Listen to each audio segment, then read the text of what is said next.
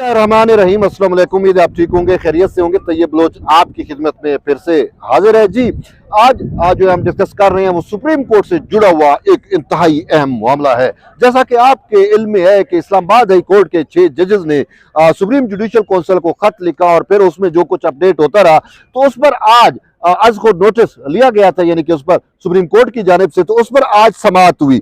Chief justice काजी फयाज ईसा की सरबराही में supreme court का 7 रुकनी लाजा बेंच जो है उसने आज इस पर समाअत की। समाअत में क्या कुछ हुआ तो वो भी हम आपको बताते हैं, लेकिन इसमें एक चीज बड़ी अहम है कि इन 6 जजेस ने जो है वो खत लिख के इल्जाम ये दिया था कि हमें आजादाना तौर पर जो है वो काम नहीं करने दिया जाता। एजेंसियां जो है वो बेजा मुदाखलत करती हैं। एजेंसियां मन पसंद के फैसले लेने के लिए जो है वो हमें और हमारी फैमिली के ऊपर जो है वो बेजा जो है दबाव डाला जाता है। इवन के एक जज साहब ने यहां तक कहा कि मेरे बहनोई को जो है वो एजेंसियों ने लापता कर दिया था और फिर कानूनी कार्रवाई भी नहीं होने दी गई थी। और इस तरीके से यहां तक कहा गया जी, ये जो इस्लामाबाद हाई कोर्ट के जजेस हैं, इनके जो बैठक्स हैं, इनके जो घर हैं, वहां पे भी जो है या प्राइवेसी जो इनकी है, जो फैमिली प्राइवेसी होती है, उस फैमिली प्राइवेसी को भी डिस्टर्ब किया गया है। और इनके घरों में कैमरे जो हैं वो लगाए गए हैं, बेडरूम में कैमरे लगाए गए हैं। तो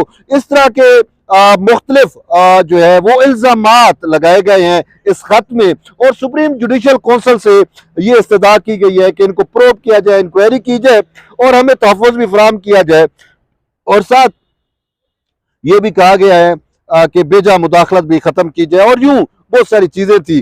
तो ये खत जो है वो जब से आया है उस खत को देखने और उस खत पर जाने की बजाय एक चीज जो मैं आप से कहना चाह रहा हूं वो ये है कि चीफ जस्टिस काजी फयाज ईसा के खिलाफ जो है वो तूफान बदतमीजी, गालम गलोच, प्रोपेगेंडा और इस तरह की बहुत सारी चीजें जो है वो एक्सलेट कर दी गई हैं। यहां तक कहा गया कि भाई उनको इस्तीफा देना चाहिए, वो इस पर एक्शन नहीं ले रहे, वो ये नहीं कर रहे, वो ये नहीं कर रहे। और इवन के वो जो गालम गलोच ब्रिगेड है, वो जो यूथिया ब्रिगेड है, वो जो पॉपुलिस्ट अप्रोच के लोग हैं, वो आइन और कानून को तो देखते नहीं है, उनको तो अपना कमर्शियल इंटरेस्ट देखने हैं या जो है अपनी चीजें देखनी होती हैं। तो उन्होंने जो है वो बेइंतहा झूठ, फरेब, इफ्तरा के साथ प्रोपेगेंडा किया चीफ जस्टिस काजी फयाज ईसा के खिलाफ। लेकिन अब चीजें ये हैं कि आज चीफ जस्टिस काजी फयाज ईसा ने उससे मुतल्लिक कुछ हक़ाइक़ जो हैं वो सामने रखे हैं।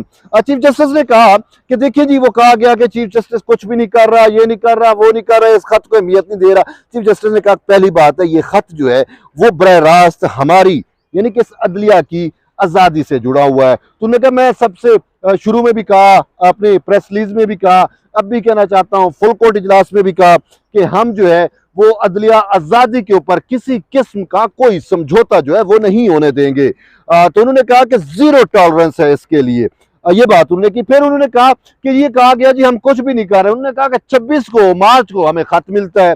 कहते जो ही खत मिला अफ्तारी के बाद 2.5 घंटे में तमाम जजेस के साथ मेरी मुशावरत हुई, क्या करना चाहिए। फिर ये हुआ कि सुबह जो है इसमें फुल कोर्ट बुलाते हैं, तो उन्होंने कहा कि 4 बजे जो है फुल कोर्ट बुलाई, फुल कोर्ट इजलास बुलाया गया। फुल कोर्ट इजलास में फैसला हुआ कि इंतजामी मामला भी है तो इसमें हुकूमत को ऑन बोर्ड लेना चाहिए। तो उन्होंने कहा कि फिर हमने अटॉर्नी जनरल फॉर पाकिस्तान और वजीर कानून से जो है वो रिक्वेस्ट की। तो उन्होंने जो है वो वजीर आजम पाकिस्तान से बात की और फिर उन्होंने कहा कि दूसरे दिन वजीर आजम पाकिस्तान जो है वो सुप्रीम कोर्ट में है। तो चीफ जस्टिस ने कहा मैं ये बता देना चाहता हूं कि वो कोई खुफिया मीटिंग नहीं थी, सबके सामने थी। तो फिर चीफ जस्टिस ने कहा कि मैं अकेले किससे मुलाकात नहीं करता, मैं हमेशा ये कोशिश होती है जब से मैं इस इदारे का सरबराह बना हूं, मैं अकेला खुद भी नहीं हूं, मैं इस इदारे को इदारे के तौर पर देखता हूं। तो इसी वजह से उन्होंने कहा कि जो सीनियर पूनी जज होता है, जो सीनियर 3 जज होता है, मैं उसको अपने साथ रखता हूं ताकि ये ना हो कि जो चूंकि बाद में मामला तो उसने चलाने होते हैं कि वो कुछ और साइड पे चले और मैं कुछ और साइड पे चलूं। तो उन्होंने कहा इंतजामी मामलात में दोनों का जो है वो अगर एक सिमत में चलना है वो बेहतर होता है इदारे के लिए, या दोनों एक मुश्तरका उसके ऊपर या कॉमन जो इत्तेफाक होता है जिस बात पे उसके ऊपर अगर चलेंगे तो वो इदारे के लिए भी बेहतर होगा। तो उन्होंने कहा कि हमने यानी कि मंसूर अली शाह जो सीनियर पूनी जज हैं और मैं, हमने मुलाकात की और फिर उसमें यह तय हुआ कि जी हुकूमत कमीशन बनाएगी।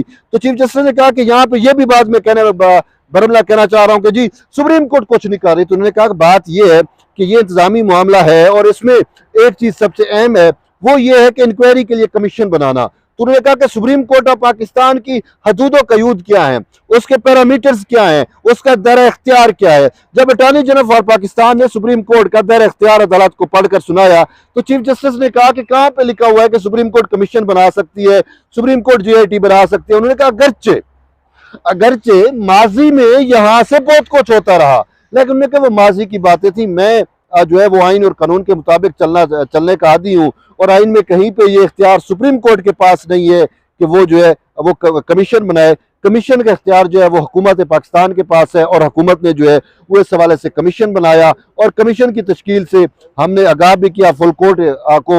लेकिन तमाम उन्होंने कहा कि वहां पे भी कुछ राय ये जरूर आई थी कि इस मामले के ऊपर जो है वो आज खुद नोटिस भी होना चाहिए। तो चीफ जस्टिस ने कहा, मैंने उनको कहा कि वक्त आने पर वो भी हो जाएगा। तो फिर ये चीफ जस्टिस ने कहा कि फिर जब तसद्दुक़ हुसैन जिलानी का नाम हमने प्रपोज किया, हुकूमत ने भी उनको फाइनल करके उनको नॉमिनेट किया, तो तसद्दुक़ हुसैन जिलानी पे बेजा तनकीद शुरू हो गई। और वो एक शरीफ आदमी है और शरीफ आदमी को जब घसीटा जाएगा, जब उसके ऊपर तनकीद की जाएगी और तो वो कहेगा आप जानो और आपके काम जाने। तो इसी वजह से उन्होंने कहा तसद्दुक़ हुसैन जिलानी जो है एक तरफ हो गया। तमाम उन्होंने कहा कि मैं तसद्दुक़ हुसैन जिलानी की इस बात से मुकम्मल इत्तफाक करता हूं कि उन्होंने कहा कि ये मामला सुप्रीम जुडिशल कौंसिल को इस खत में जो है वो उसको सुप्रीम जुडिशल कौंसिल के नाम खत लिखा गया है, तो इस मामले को सुप्रीम जुडिशल कौंसिल जो है वो देख सकती है या उसको देखना चाहिए।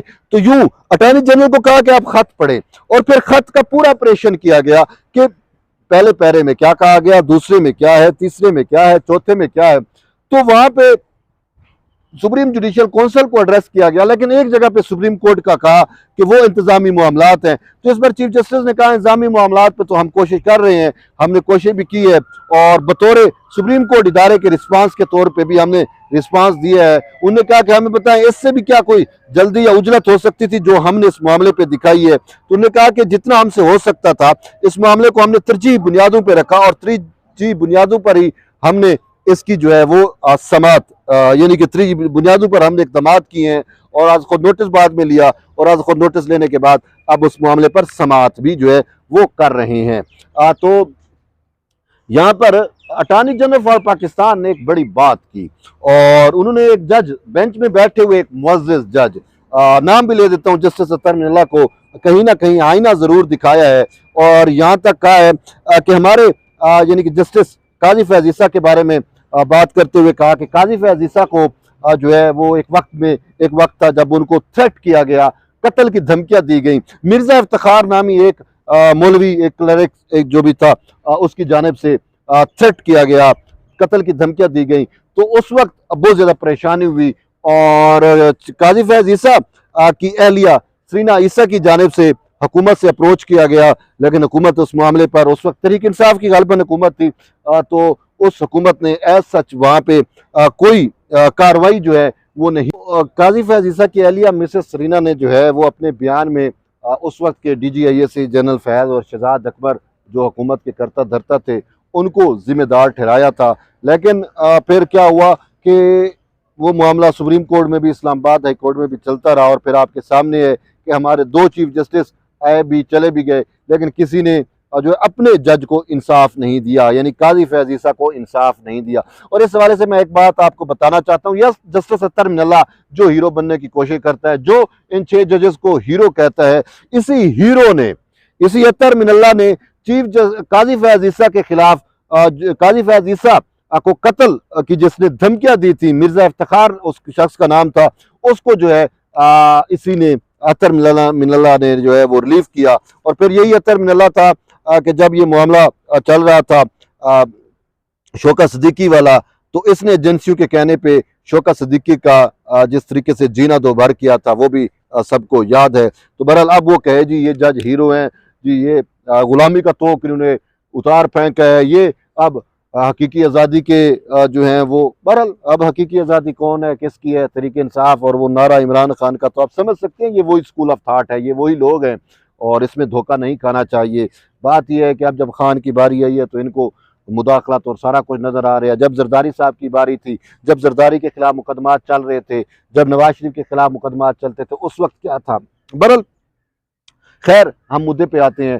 तो फिर अतर मुल्ला ने कहा जी ये वो, बहरहाल उसने भी अपना मौके पेश किया। लेकिन जैसे मंसूर अली शाह ने कहा कि अदलिया आज़ादी का मामला है, ये बड़ा अहम है, इसको हमें बगौर देखना चाहिए, तो इस पे कोई समझौता नहीं होगा। और जस्टिस जमाल खान मंदोखेल ने बड़ी प्यारी बात की। उन्होंने कहा कि आज हम यहाँ पे ये बात कर रहे हैं, बात ये है कि उस वक्त के एक वजीर आजम ने यानी इमरान खान की तरफ इशारा करके कहा कि उसने खुद तस्लीम किया कि चीफ जस्टिस यानी काजी फैज ईसा के खिलाफ रेफरेंस भेजना उसकी सबसे बड़ी गलती थी, और उसने किसी के कहने के ऊपर वो रेफरेंस भेजा। यानी वो रेफरेंस तो साबित भी हुआ कि बदनीयती पर मबनी रेफरेंस था। तो जमाल खान मंदोखेल ने कहा कि उस पर क्या कार्रवाई हुई है, अगर कार्रवाई करनी है तो पहले तो उस शख्स के खिलाफ कार्रवाई करो जिसने एक जज के खिलाफ जो है वो झूठा और बदनीयती पर मबनी किसी के कहने के ऊपर रेफरेंस भेज दिया। तो उन्होंने कहा अगर उधर कार्रवाई नहीं होनी तो फिर अब से हमें यह तय करना होगा कि जो हो गया वो हो गया,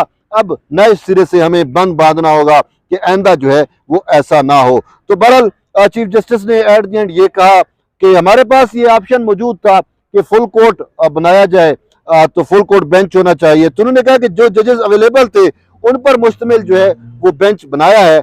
तो हम हो सकता है कि अंदर समाज पर इस ऑप्शन को देखें, इस पर गौर फिक्र करें, इस पर गौर खोज करें कि हम जो है कोई फुल कोर्ट बेंच जो है वो तश्कील दे सकते हैं। और समाज जो है वो 29 अप्रैल तक गालबन, यही कह रहा हूँ, गालबन कन्फर्म नहीं है, चली गई है, क्योंकि चीफ जस्टिस ने कहा कि जजेस की अवेलेबिलिटी पर मुनसर होगा कि वो कब अवेलेबल होंगे और फिर हम कब समाज लगाएंगे। तो यूं उन्होंने कहा कि हमने पहले ही रोस्टर चूंकि बना लिया था, तो कुछ जजेस ने लाहौर जाना है, कुछ ने कराची जाना है, कुछ मुख्तलिफ रजिस्ट्री में होंगे, तो इसी वजह से अब ये अवेलेबल नहीं होंगे। तो 29 अप्रैल को ही शायद अवेलेबल हो सकते हैं। तो यूं समात 29 अप्रैल तक चली गई है। तो बहरहाल ये एक चीज़ तो तय हो गई है कि चीफ जस्टिस ने भी कहा